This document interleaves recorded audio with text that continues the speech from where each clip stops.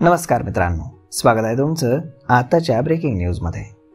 मित्रांनो, सध्या वाहतूक विभाग हा डिजिटल होत चाललाय। पूर्वी लोकांना थांबवून पावती फाडली जायची, मध्यंतरी पोलिसांकडील मोबाईल कॅमेऱ्यातून फोटो काढून पावती ही पाठवली जायची। आता सीसीटीव्ही आणि पोलिसांना दिलेली पावती बनवण्याच्या यंत्राद्वारे फोटो काढून वाहन चालकांना पावत्या या दिल्या जात आहेत। अशावेळी चुकीच्या पावत्या देखील येत आहेत। दंड 500 रुपयांपासून ते अगदी 2 ते 4,000 रुपयांपर्यंत असल्यानं मोठा भूर्दंड हा वाहन चालकांना बसतोय। अशावेळी पोलिसांकडे गेल्यास कोर्टात जाऊन रद्द करण्यास सांगितलं जातं, परंतु आता ऑनलाईन पावतीला ऑनलाईनच आव्हान देता येणार आहे अशी तरतूद आता आरटीओ कडनं करण्यात आली आहे।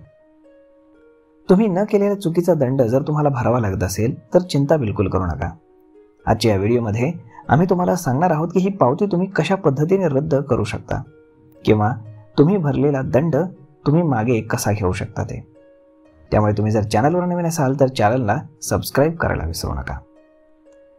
मित्रांनो, जर तुमच्या गाडीचं चलन चुकीच्या पद्धतीने केलं गेलं असेल तर तुम्ही ऑनलाईन आणि ऑफलाईन दोन्ही पद्धतीने आता तक्रार करू शकता।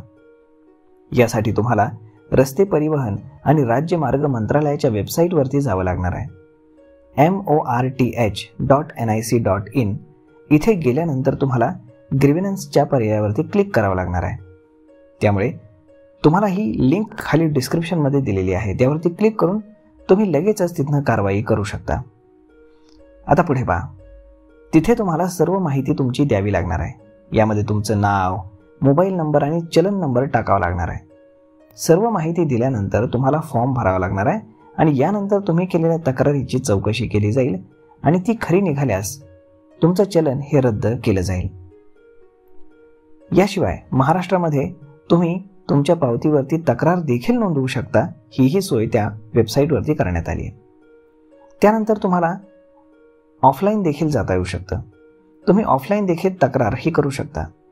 जवळच्याच पोलीस स्टेशनमध्ये जाऊन तुम्ही तिथे विचारणा करू शकता आणि वाहतूक मुख्यालय जिथे असेल तिथे किंवा तिथला कंट्रोल रूम नंबरवरती फोन करून तुम्ही तक्रार नोंदवू शकता। अनेकदा पोलीस कोर्टात जाऊन चलन रद्द करण्यास सांगू शकतात। त्यामुळे आता सरकारनं जो पर्याय काढलेला आहे तो अगदी साधा आणि सोपा आहे। यासाठी ना तुम्हाला कोणाला फोन करण्याची गरज आहे ना तुम्हाला कोणाकडे जाण्याची गरज आहे। यासाठी डिस्क्रिप्शनमध्ये जी लिंक दिली आहे त्यावरती तुम्ही क्लिक करा आणि आजच आपलं चुकीचं आलेलं चलन तुम्ही रद्द करून घेऊ शकता। तर मग मित्रांनो, सरकारनं सुरू केलेला हा नवा पर्याय, ही माहिती तुम्हाला कशी वाटली हे तुम्ही आम्हाला कमेंट करून नक्कीच सांगा। आणि जर आवडली असेल ही माहिती तर आपल्या जवळच्या मित्रमंडळींसोबत देखील हा व्हिडिओ तुम्ही शेअर करायला विसरू नका। धन्यवाद।